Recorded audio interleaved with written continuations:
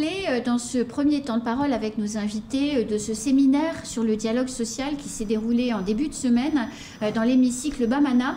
On va parler de la suite, en réalité, et de l'opinion des représentants du personnel du conseil départemental sur ce qui s'est déroulé pendant 2 jours. Pour ce faire, on a évidemment sur le plateau Aoussi Bouanaïdja, bonjour. Bonjour. Et Siti Gueye, bonjour. Bonjour. Bonjour à nos chers auditeurs et auditrices. Merci d'avoir accepté notre invitation ce matin. Alors, madame, on va commencer par vous. 2 jours de séminaire sur le dialogue social. Vous en avez pensé quoi? 2 jours de dialogue social pour le séminaire. On ne peut, en tant que représentant syndical et en tant que représentant de personnel, on ne peut que s'en réjouir, on ne peut que considérer comme étant un pas en avant. Oui. Parce qu'il faut noter qu'en fait, nous, organisations syndicales, nous sommes prêts, nous étions déjà prêts, bien longtemps, pour le dialogue social. Mais en face, c'est l'appareil en face qui ne répondait pas. Ça veut dire, quand je dis l'appareil, c'est l'appareil exécutif et l'appareil administratif. Et pour dialoguer, il faut 2 personnes. En fait, 2. Donc, on était seuls. C'est pour ça qu'à un moment donné, en 2017, en 2018, jusque-là, on est resté un petit peu en rapport de force pour tout ce qu'on aura. Je le dis aussi pour que nos agents le sachent. Tout ce qu'on a jusque-là, c'était du rapport de force. Mais là, enfin, à l'initiative de l'administration, on ne peut que dire chiche. Enfin, on considère comme étant une clé pour ouvrir la porte. Aoussi Bouanaïdja, vous êtes allée à Suresnes, puisqu'effectivement l'animatrice de ce séminaire, c'est une adjointe au maire de la ville de Suresnes, qui est reconnue internationalement sur ses qualités en matière de dialogue social. Elle conseille de nombreuses collectivités et maintenant le conseil départemental de Mayotte. Vous êtes allée à Suresnes, vous avez vu sur pièce ce qu'elle a dit pendant 2 jours ici. Qu'est-ce que vous avez vu à Suresnes ? Alors, ce qu'on a vu à Suresnes, c'est effectivement, moi, d'abord pour remercier le département qui a eu l'idée, en tout cas, de, pour cette fois-ci, aller avec les représentants du personnel pour dire, nous avons été en quelque sorte émerveillés. Effectivement, on peut rêver, nous, on a un rêve d'arriver sur ce niveau-là, mais il faut aussi reconnaître que ce niveau-là, par rapport à là où on est, on a encore du chemin, à faire.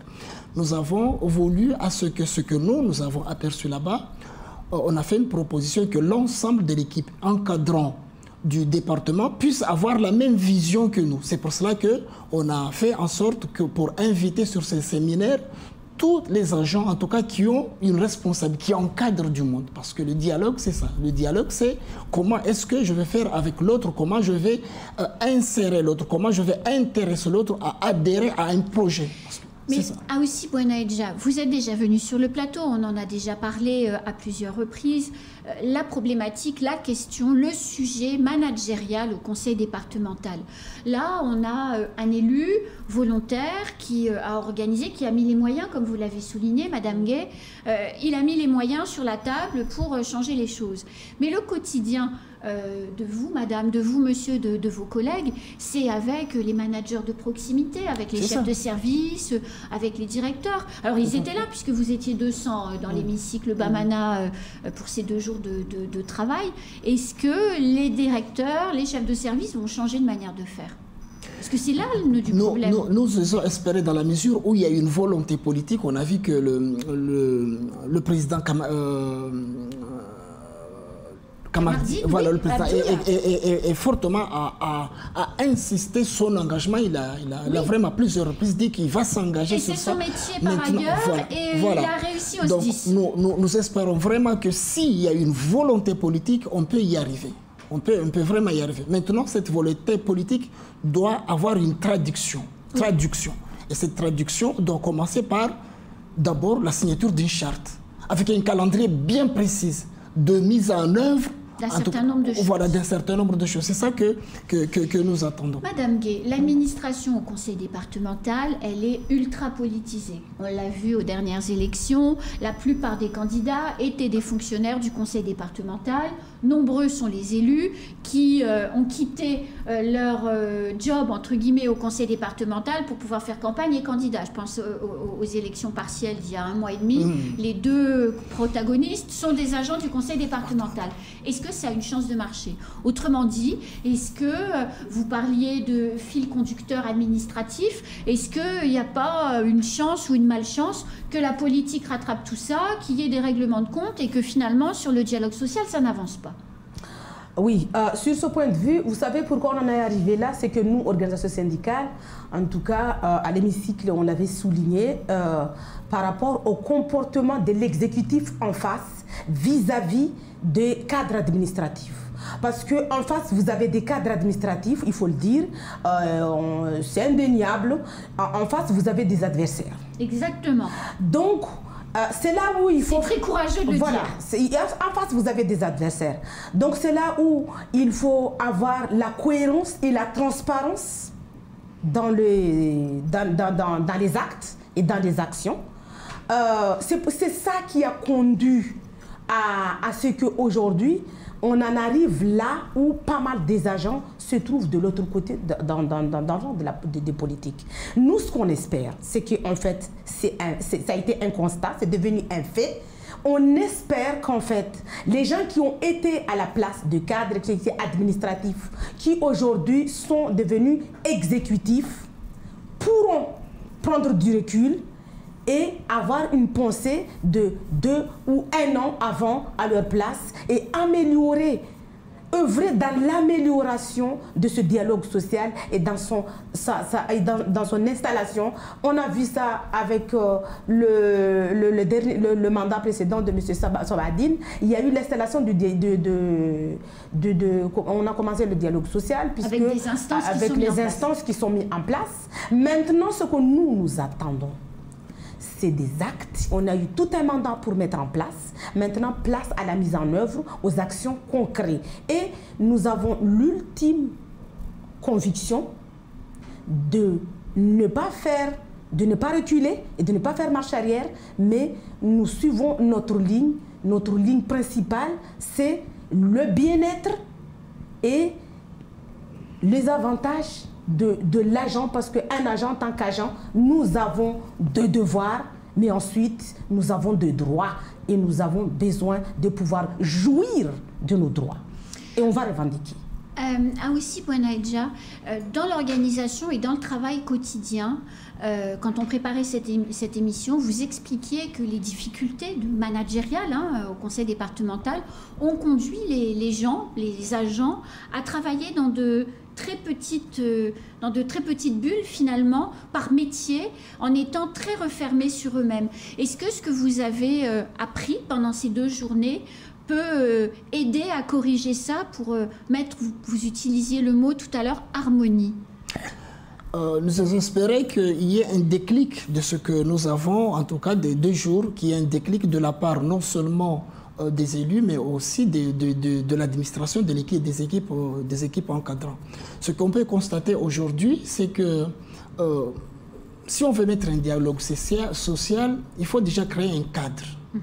Et ce cadre, c'est l'espace. Là, vous savez, c'est l'espace, être libre, se sentir à l'aise. Et le problème au conseil départemental, c'est que ce cadre-là n'existe pas. Il n'y en a pas. Il faut poser ce cadre-là dans un premier temps. Poser ce cadre-là, ça veut dire quoi? Il faut que les agents soient à l'aise dans leur espace de travail. Et aujourd'hui, tout le monde sait que le conseil départemental n'a pas construit, n'a pas de local pour loger ses agents. Donc, il y a tout un travail de fond d'abord à faire, mais tout ça ne peut se faire qu'avec, encore une fois, je dis, une volonté. Aujourd'hui, on peut colmater, on peut calfater pour pouvoir faire asseoir ce dialogue, mais tant que l'autorité ne mettra pas en place vraiment des espaces de travail dignes de ce sens, il ne pourra jamais y avoir des espaces. Parce qu'aujourd'hui, le conseil départemental est réparti sur 119 sites. Est-ce que vous imaginez une organisation qui est répartie sur 119 sites? Comment est-ce qu'on peut avoir une harmonie? Il n'y a pas d'harmonie. Bien sûr, il n'y a pas d'esprit d'équipe, voilà, en réalité. C'est ça.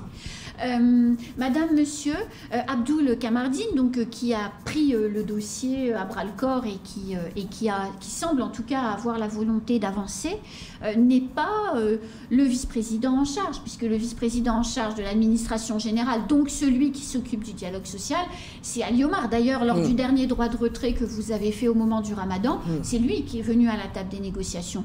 Est-ce que, pour vous, il n'y a pas un problème là?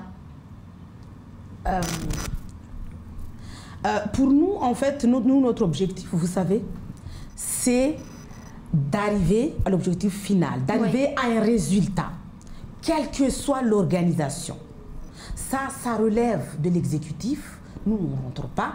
Ce qu'on a, c'est d'avoir, ce qu'on veut, c'est d'avoir un interlocuteur en face qui comprend et qui a la volonté, puisque le collègue l'a souligné tout à l'heure, la volonté avec la volonté, on peut soulever des montagnes. Donc, si on a quelqu'un qui est volontaire, on a la volonté de l'administration avec la DGS qui l'a exprimé, elle était présente, elle a exprimé. Oui. On a eu, c'était l'élu qui était là, M. Abdoul Kamardine, qui a exprimé sa volonté de vouloir faire, en tout cas au moins d'essayer. Il est déterminé. Nous, on ne peut que prendre ça, on ne peut que positiver, parce que c'est un début, tout a un début. Donc, on a eu le début d'une clé, d'une porte qui était quasiment fermée pendant des années, là qui s'ouvre. Nous, on n'a pas à chipoter, on n'a pas à... Ce qu'on veut, c'est avoir l'interlocuteur qui peut nous comprendre que l'espace de dialogue puisse être mis en place. Parce que ce qui prime, on ne peut pas demander des résultats aux agents, de meilleurs résultats en tout cas, si ces agents-là ne disposent pas d'un minimum syndical. Parce que nous savons qu'il y a un dicton qui dit que même la plus belle femme du monde ne peut donner que ce qu'elle ne possède. Vous allez donc retourner au travail tout à l'heure, après cette interview. Vous allez aussi reprendre votre fonction de représentant syndical. Quels sont les premiers sujets que vous allez mettre sur la table dans le cadre voilà, de cette nouvelle ère, comme l'a dit Abdoul Kamardine hier, cette nouvelle ère de la relation sociale au conseil départemental? Écoutez, nous avons pris rendez-vous et on a été invité par la nouvelle DGS. Le 16, on va la rencontrer. Nous leur avons transmis toute une plateforme, en tout cas des sujets qui nous préoccupent les premiers à mettre en haut. Donc on va, à partir de là, on va essayer de prioriser par rapport à nos revendications, ce qu'on doit mettre en place en premier.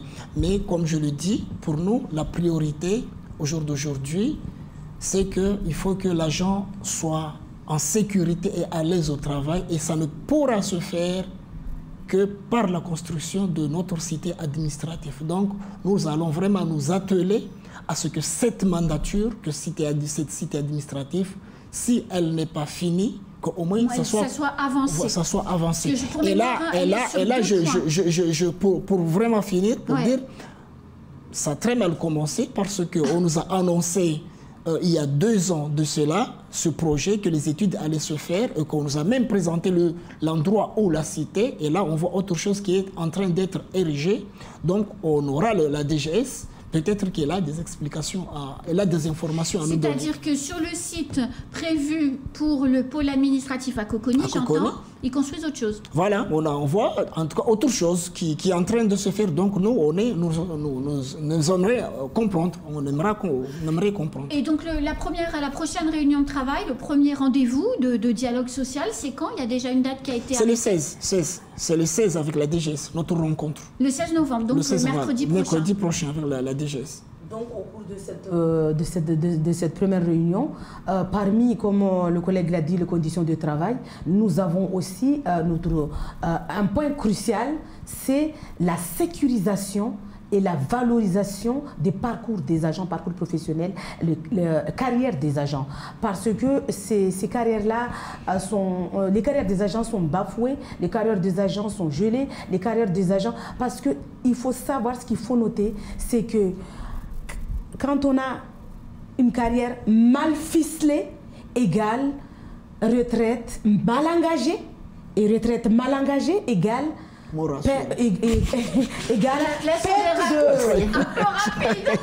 perte de pouvoir d'achat. Ah, ça c'est sûr, oui. Donc, si nous travaillons, c'est pour l'avenir, c'est pour la retraite, c'est pour le pouvoir d'achat. Donc, ça c'est un point aussi qu'on ne peut pas, crucial, qu'on ne peut pas laisser passer. Si on a des points à prioriser, ça sera parmi des points. D'ailleurs, c'est le rôle des organisations syndicales, c'est d'occuper des conditions de travail des agents et le parcours, voilà, l'évolution des carrières des agents, c'est notre rôle uniquement.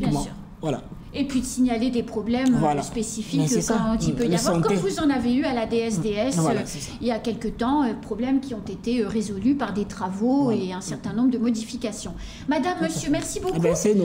Vous êtes les bienvenus quand vous avez besoin de prendre la parole. Le micro est à vous. C'est la fin de ce premier temps de parole. Tout de suite, la suite de nos programmes.